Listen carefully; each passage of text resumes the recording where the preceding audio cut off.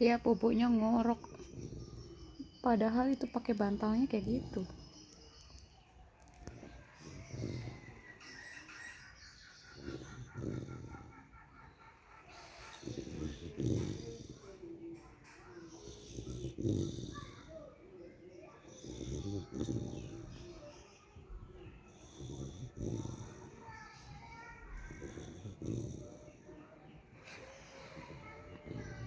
Selamat bobo Falkris, selamat mimpi indah.